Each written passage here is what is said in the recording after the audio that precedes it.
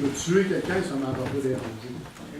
Tellement là, que je suis rendu profond là, dans le crime et dans la mal-organisation de ma vie. Puis ça a duré à peu près 4 ans que j'ai été à Montréal. Par la suite, je suis revenu vers Québec. Il faut dire qu'à Montréal, je me suis remonté là à l'âge de 14 ans. 15 ans, j'étais là déjà. J'étais déjà impliqué dans le milieu. Puis par la suite, j'ai été descendu à Québec. Puis j'ai continué plein de magouilles, plein de toutes sortes d'affaires. C'était toujours contre la loi. C'était toujours en rébellion à la loi, en rébellion aux gens, aux autorités. Quand j'en voulais au monde entier de ne pas avoir eu une enfance, à un moment donné, j'aurais aimé faire des études, être architecte, et la vie a tourné dans ce sens-là, pendant tout. Aujourd'hui, je construis pour Dieu. Mais avant, je construisais pas mal pour le diable. Je faisais pas mal les choses que le diable me demandait de faire, au lieu de faire des choses que Dieu aurait pu me demander. Moi, j'étais pas à l'écoute de Dieu. Je ne connaissais pas les choses de Dieu. J'ai rencontré mon époux, Roland, que ça fait 36 ans cette année qu'on est ensemble. Wow!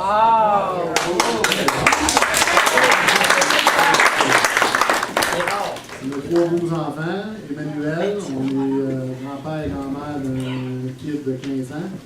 On a une fille de 22 ans avec un garçon de 20 ans. Notre plus vieille, elle a 34 ans. Ça a pris 11 ans entre les deux pour avoir quelque chose, pour avoir un deuxième, là, ça a pris 11 ans. Fait qu'on a comme vécu une deuxième famille. Légale, par exemple. C'est comme une deuxième famille quand même, d'élever 2 autres kids là, après avoir passé 11 ans sans avoir eu d'autres enfants. Mais j'étais vide, dans ma vie, j'étais vide dans le sens que je n'étais pas capable de planifier les choses pour notre avenir. J'étais toujours dans l'insécurité parce que la drogue était toujours apparente, même si j'ai rencontré mon épouse, j'étais intoxicomane quand même, ça n'a pas changé parce que j'ai rencontré mon épouse, j'ai continué à consommer pareil, continué à faire des crimes pareils, continué à faire plein de choses pareilles. Il n'y avait rien de changé, ma femme n'a pas pu me changer, elle me trouvait bien beau, bien fin, mais elle ne pouvait pas me changer ma vie. Moi-même, je n'étais pas capable de la changer, j'étais pogné dans un cercle vicieux où je n'ai jamais été capable de me sortir de là. Surtout avec les drogues, tout ça que je pouvais prendre. Puis, ça a duré. J'ai été toxicomane pendant 23 ans de ma vie. 23 ans de ma vie que j'ai été sans. Que je n'ai pas été une journée sans consommer. Et que je savais c'était quoi de la drogue. Je sais c'est quoi aujourd'hui encore, c'est quoi de la drogue, tout ça, comment c'est dangereux, comment ça. Ça me fait perdre la mémoire, j'ai pas beaucoup de mémoire, j'espère que ce ne sera pas de l'Alzheimer, mais j'ai pas beaucoup de mémoire, ça cause des drogues, tout ça. C'est un fléau aujourd'hui. C'est quelque chose de grave, c'est quelque chose que la plupart de nos jeunes essaient. Il y en a qui se font prendre au piège, qui restent dedans. Il y en a d'autres que les autres sont là pour essayer à un moment donné, et quand ils trouvent ça bon, ils trouvent ça à leur goût, ben, ils continuent là-dedans. Le problème de toxicomanie majeure. Qu'est-ce que je pourrais vous dire aussi?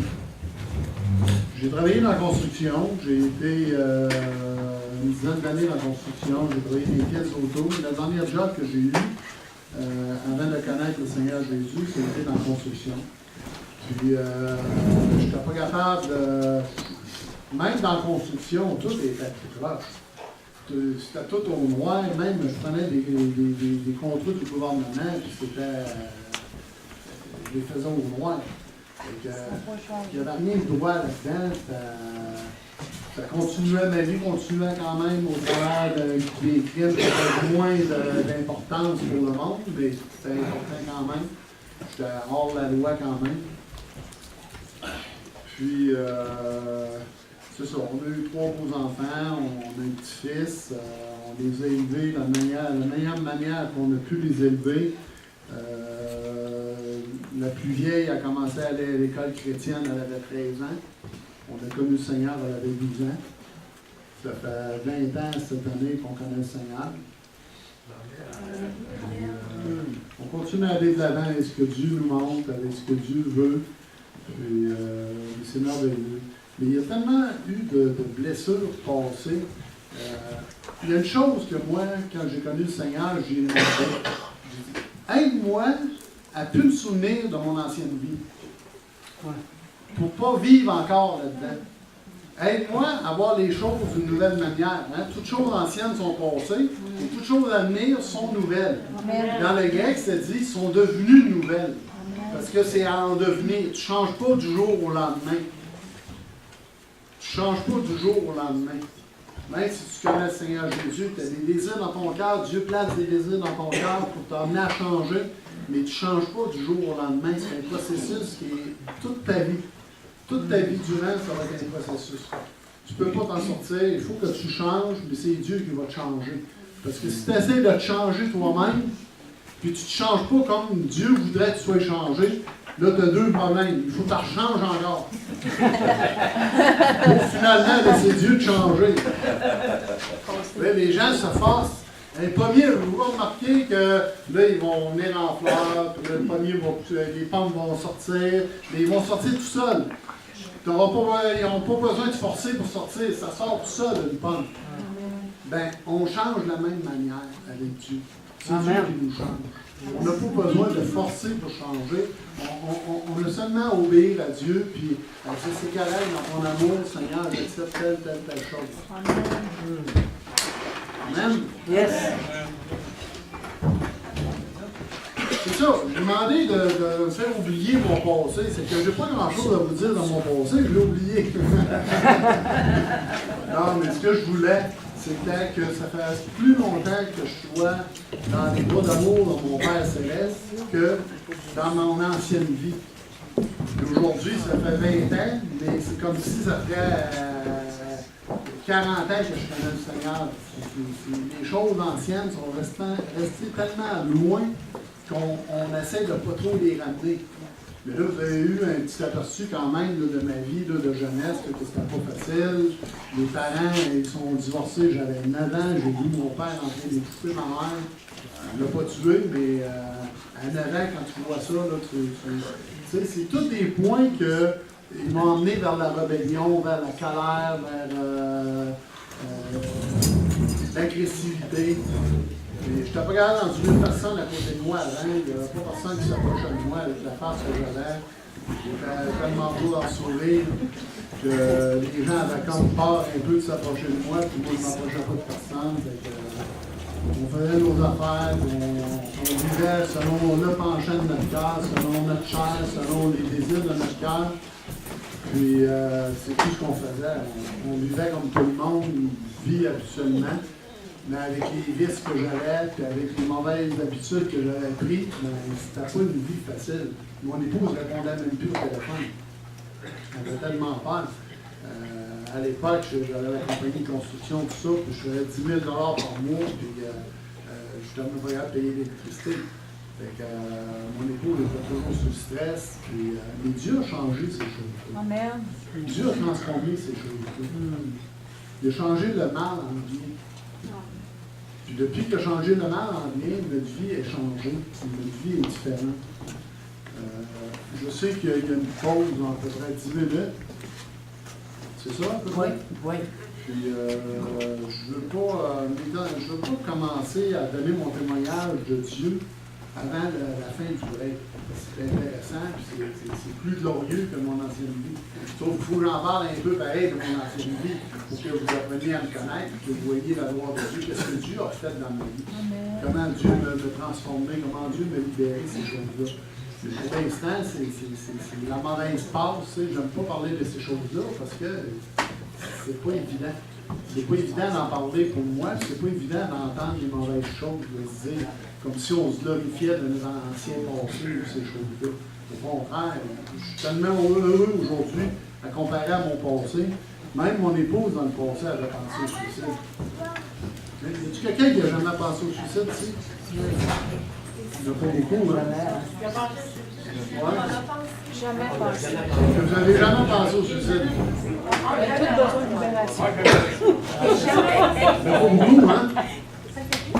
Jamais Beaucoup, pensé. hein. Tout le monde va penser à un moment donné au suicide. Qu'est-ce qu'on fait sur Terre? Qu'est-ce qui s'est passé? Mon épouse, elle est venue à un point, à un moment donné, avec que je connaisse le Seigneur, elle partait toute seule en véhicule, puis là, elle se stationnait quelque part, puis là, les idées noires venaient, puis les idées noires, puis elle a passé proche de passer aux actes à 2 reprises.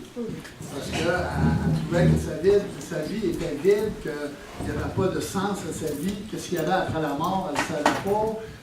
Qu'est-ce qui se passe au ciel? Y a-t-il un ciel? Y a-t-il un purgatoire? Y a-t-il quelque chose d'autre que notre vie?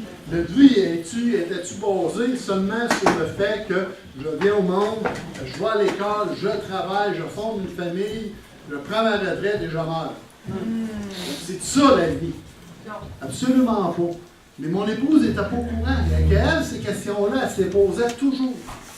À un moment donné, là, ça l'emmenait vers le suicide, il n'y a pas de sortie.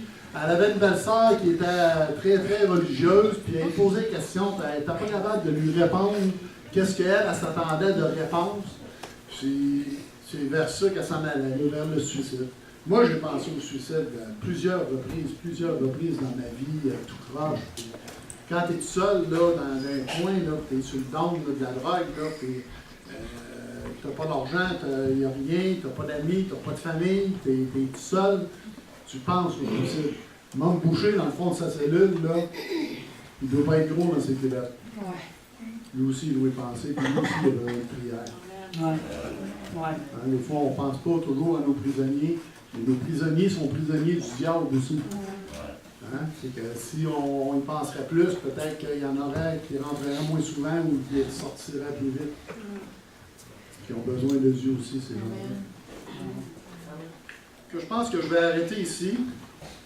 Puis on va vous donner un break d'une dizaine de minutes, c'est ça, Pasteur? Ouais. Prenez un break, bougez, à nos toilettes.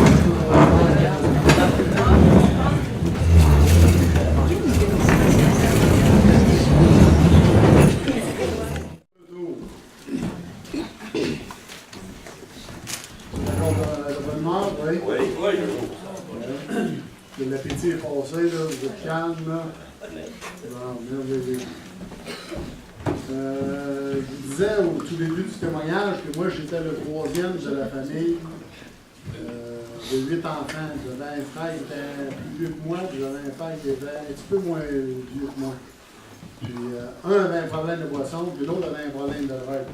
Moi j'étais entre les deux, je me suis ramassé comme avec les deux problèmes. Ça a commencé de même, là, vers l'âge de 11 ans, la boisson, puis tout ça. Bon, on était rendu au fait que j'avais une compagnie de construction, puis que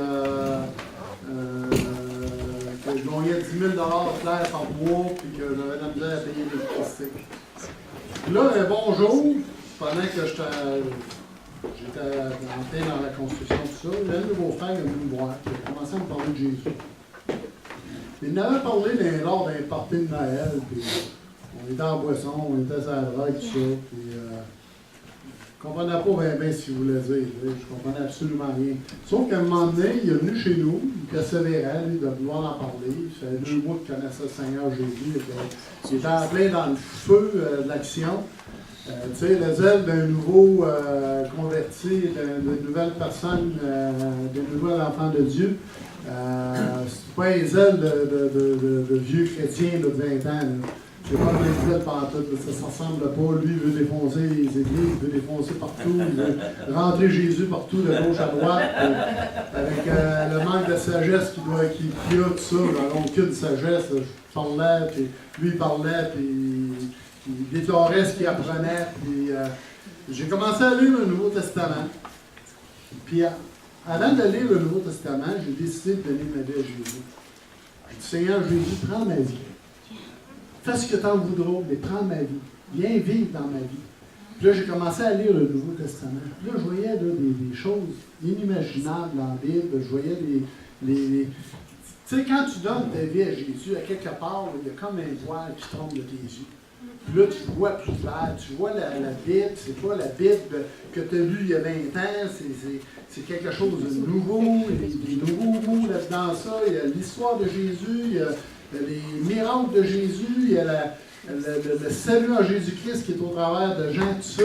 Puis moi, je lisais ça, là, puis là, j'en gobais. Puis j'en gobais, puis j'en gobais. Puis là, j'ai donné ma vie à Jésus ce jour-là. Ce jour-là, j'ai donné ma vie à Jésus en 93, en février 93. Puis, depuis ce temps-là, ma vie a été transformée, a été changée. Dieu m'a appris un ministère, Dieu m'a appris à parler à mon épouse de meilleure manière, de ne pas la boisser, d'être doux avec elle, d'être doux avec mes enfants. Pas que j'étais pas doux, mais j'étais sec. J'étais pas doux, mais j'étais doux, mais j'étais doux sec. Ouais, j'étais inclus dans les autres, ça. C'est bon, inclus. Mais Dieu a transformé ma vie, il a sauvé ma vie premièrement, il m'a donné un nouveau cœur, il a remplacé mes pensées, il a changé mes pensées, il a transformé ma vie, il a fait tellement pour moi, pour mon épouse, pour mes enfants. Moi, j'ai donné ma vie au mois de février. Mon épouse, 3 mois après, a donné sa vie au Seigneur à la journée de Pâques. Elle est arrivée en mini-jupe en avant au Carrefour chrétien de la capitale. Disons que c'était pas le costume approprié, mais elle venait de donner sa vie au Seigneur, puis c'était correct. 3 mois après moi, puis depuis ce temps-là, elle n'a jamais abandonné le Seigneur, elle n'a jamais abandonné la prière, elle n'a jamais abandonné la louange. C'est une femme de louange, c'est une femme de cœur, c'est une femme qui est capable d'aller de l'avant, tout ça. Puis, depuis qu'elle est avec Dieu, il y a beaucoup de choses qui ont changé aussi dans sa vie. Mais je ne vais pas parler d'elle, je veux finir de parler de ce que Dieu a mis dans mon cœur en 93. En 93, après avoir donné ma vie au Seigneur, 6 mois plus tard, le Seigneur m'a envoyé faire un tour au Café Rencontre Centre-Ville. Café Rencontre avec le pasteur Michel Godin du Centre-Ville de Québec, c'est une soupe populaire chrétienne.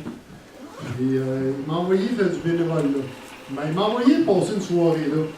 Lors d'une soirée, là, témoignage, là. Puis, j'étais allé là, puis c'était comme si le Seigneur me disait, ben, tu reviens vendredi. Mais là, je ne savais pas pourquoi aller là.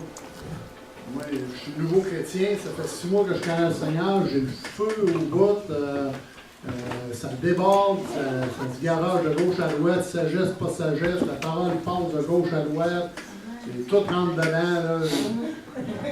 Puis là, je suis arrivé là le vendredi, puis là, j'ai rencontré le pasteur Michel, puis là, il dit, c'est quoi je peux faire pour toi? Ben, j'ai dit, je veux venir t'aider. Ben, il dit, il y avait ça l'affaire. J'ai dit, c'est correct, on va faire la vaisselle, si elle avait ça l'affaire.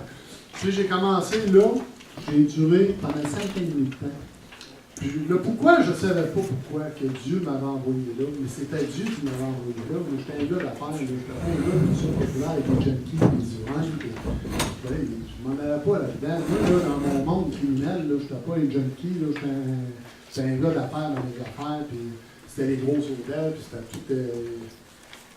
Le pouvoir était là aussi. Puis là, le Seigneur m'apprend, puis là, il m'envoie, il fait du bénévolat d'une soupe populaire, ce que tu rencontres des ivrognes, ce que ça sent l'urine, ce que ça pue, c'était pas évident. Là. Puis là, je rentrais là, puis je chantais rien, puis c'était correct, Seigneur.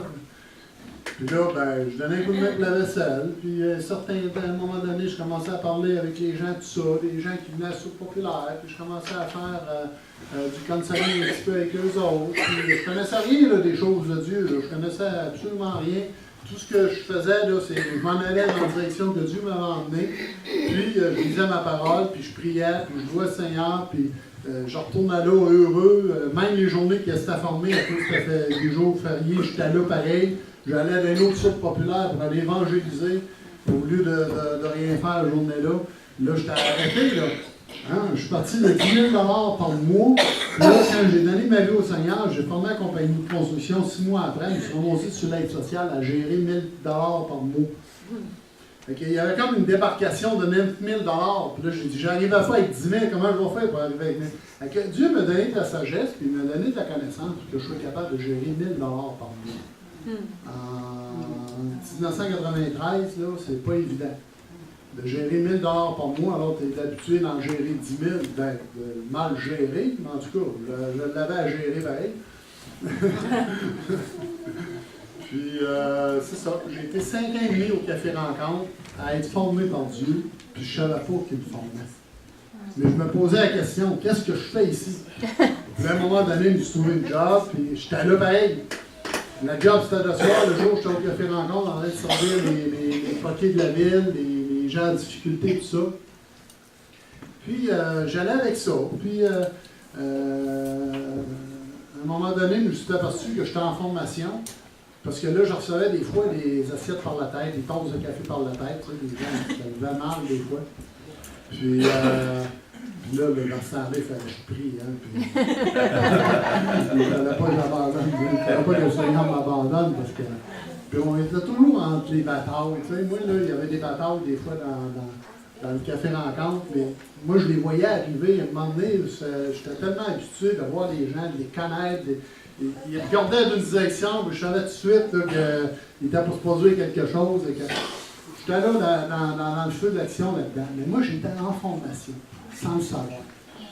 C'est comme si tu étais au cégep, là, mais tu ne sais pas que tu es au cégep. Moi, là, j'étais en formation, mais je ne savais pas que j'étais en formation parce que je ne connaissais pas beaucoup de choses de Dieu. Mais le Seigneur m'a emmené, à un moment donné, au bout de 5 ans et demi, à aller travailler en toxicomanie. Et là, il me dit, dans l'année que je travaillais en toxicomanie, tu vas ouvrir un centre qui va être différent des autres centres. Pas qu'il va être meilleur, mais ça va être différent. Tu vas aider les gens en difficulté, les gens de la ville, tout ça en difficulté.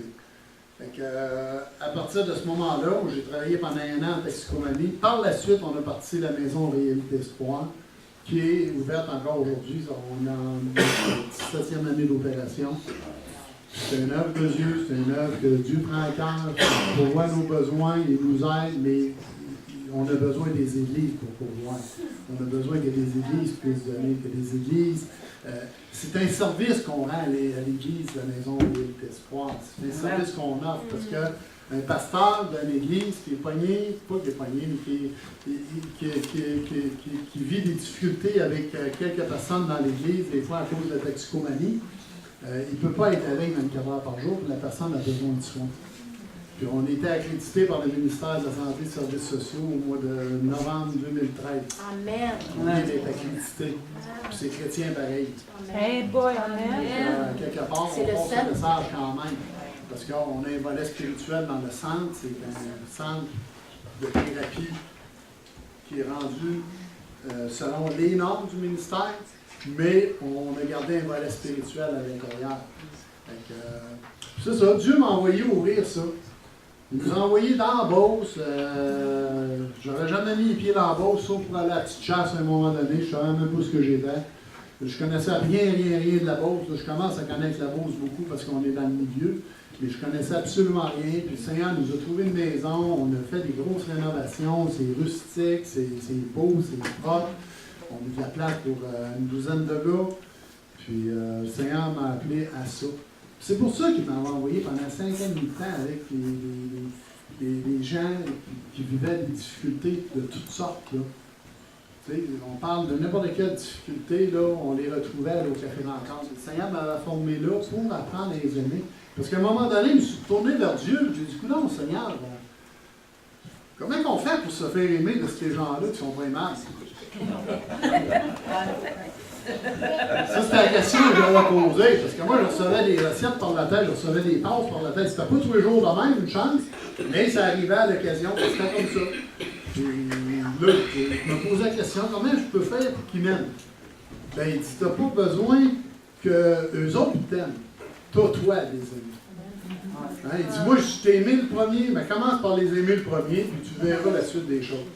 Donc, suite à cela, suite à mon obéissance, j'ai commencé à aimer ces gens-là, j'ai commencé à les apprécier, à être content d'être avec eux autres, malgré les situations qu'on pouvait rencontrer.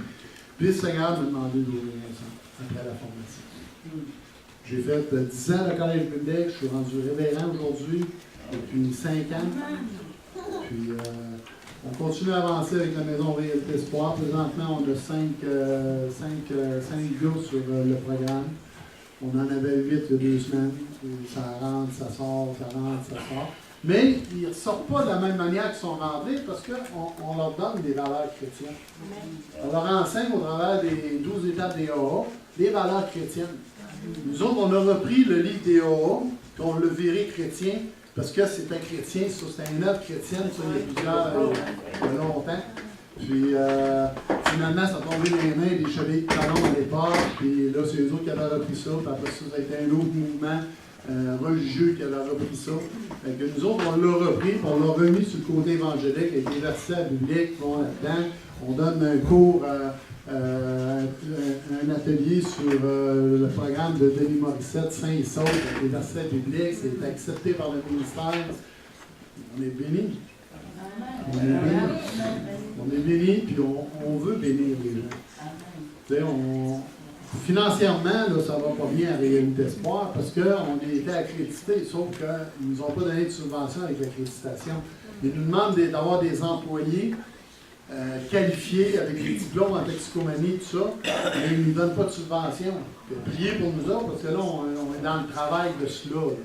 On travaille là, justement là, pour essayer d'avoir des subventions. Là, on veut rencontrer le député de la place, puis on veut faire marcher la patente un peu plus, puis engager le personnel qu'on a besoin, parce qu'il nous manque de personnel. On est toujours au ratio, si vous voulez.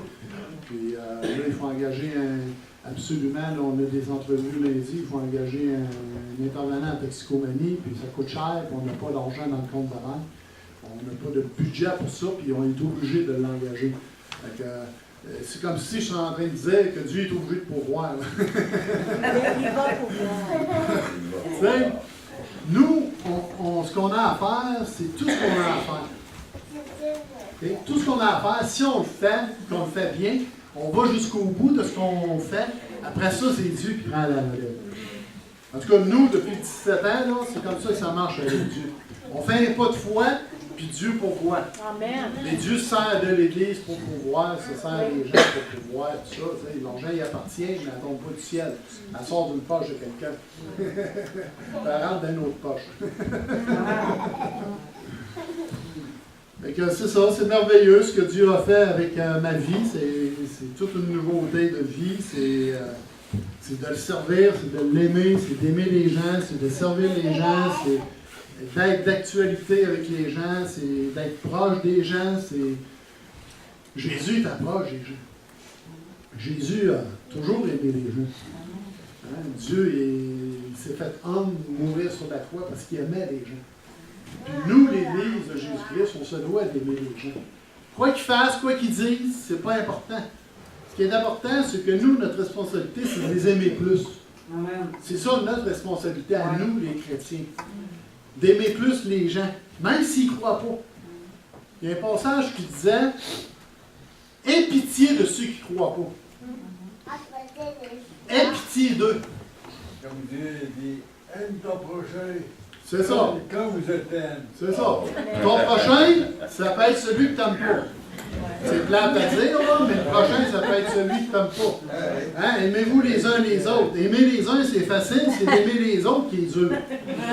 Les autres, c'est tous ceux qu'on n'aime pas. Tous ceux qui nous ont fait du mal, tous ceux à qui on a fait du mal. C'est tous les autres qu'on ne veut pas proche de nous autres. Mais il faut les aimer pareil. Il faut les aimer pareil. Le Seigneur nous a appelés, moi et mon épouse, ça fait 17 ans qu'on œuvre à Réalité Espoir. Mon épouse travaille aussi en psychiatrie. Elle travaille dans une maison où ont des résidents qui viennent de Robert-Fort. Ça fait 4 ans qu'elle travaille là. Elle travaille là 4 jours semaine, 2 jours au centre Réalité Espoir. Elle a envoyé toutes sortes de choses dans son domaine, elle, incroyables. Les cheveux vous dresseraient sa tête. Il y a vraiment des choses démoniaques qui se produisent, puis l'amour de Dieu se répand dans ce centre-là pareil, même si ce n'est pas un centre chrétien, sa bosse est même ouverte à ça. Avouer que quand Caroline prie, il arrive quelque chose, il se produit quelque chose à chaque fois qu'elle prie. Il se passe des choses merveilleuses. Le Seigneur, ça sert aussi de mon épouse. Il sert de mon épouse dans un centre. Jusqu'à 15 femmes qui sont en difficulté psychologique. Puis moi, puis elle travaille au centre 2 jours semaine avec des gens qui ont des difficultés psychiatriques et de drogue de consommation. Priez pour mon épouse, elle s'appelle Rolande avec 2 L. Vous voulez me marquer sur votre fiche d'air. Elle va être bien heureuse qu'une nouvelle église prie aussi pour elle. Et Dieu fait des belles choses. On a des beaux enfants qui ont bien grandi, tout ça.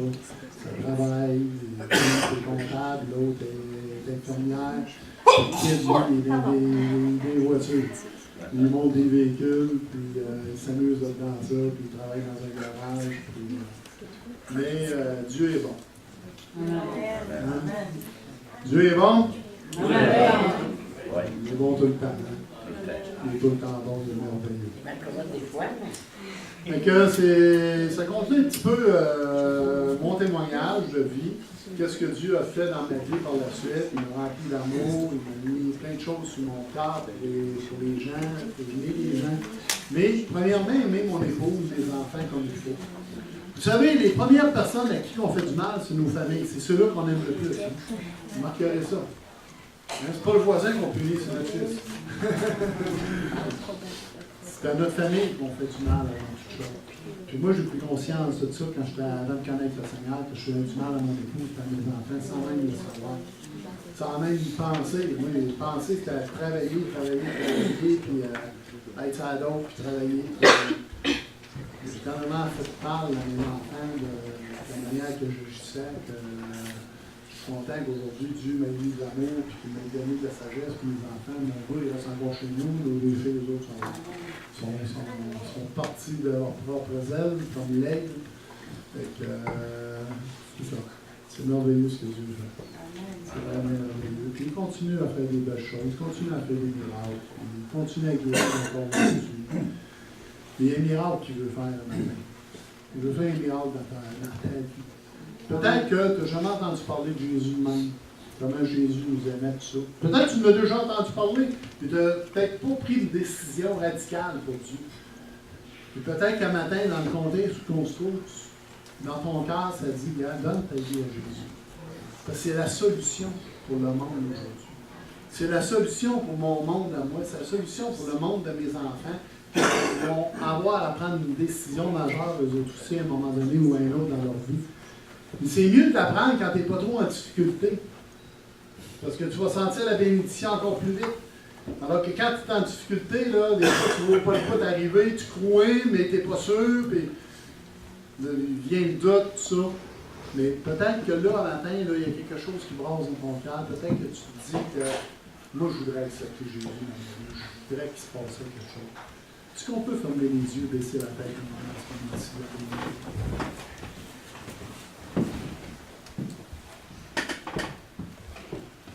Je veux t'inviter ce matin à prendre une décision pour Dieu. Tu sais, moi, je veux Jésus dans mon cœur, dans ma vie. Je veux qu'il se passe quelque chose de nouveau. C'est le temps là, qu'il se passe quelque chose parce que je sens que tu n'es pas ici par hasard ce matin. Tu es ici parce que Dieu t'a attiré ici de la manière qu'il a voulu le faire. Il l'a fait pareil. Puis il t'a attiré ici dans ce lieu. C'est ici qu'il veut que tu lui donnes ta vie. Peut-être que tu es rendu âgé, je ne sais pas. Peut-être que tu es en fin de vie. Peut-être que tu vis une maladie, tu es en fin de vie. Peut-être que tu es toute jeune encore. Prends une décision pour Dieu. Dis dans ton cœur, moi je vais accepter Jésus dans ma vie ce matin. Si une telle personne ici dans la salle, je voudrais seulement te demander de lever la main, que je puisse prier avec toi, pour que tu puisses accepter Jésus dans ton cœur comme Seigneur et Sauveur de ta vie.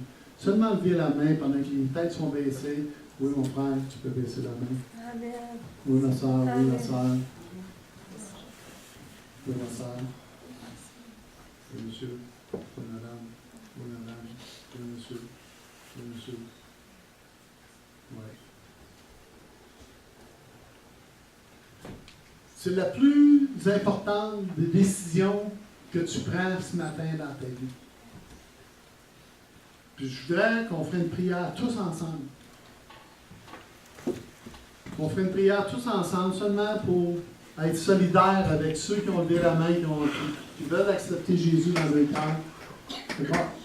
On va dire ça comme suit. Que vous avez seulement qu'à répéter après moi. Seigneur Jésus.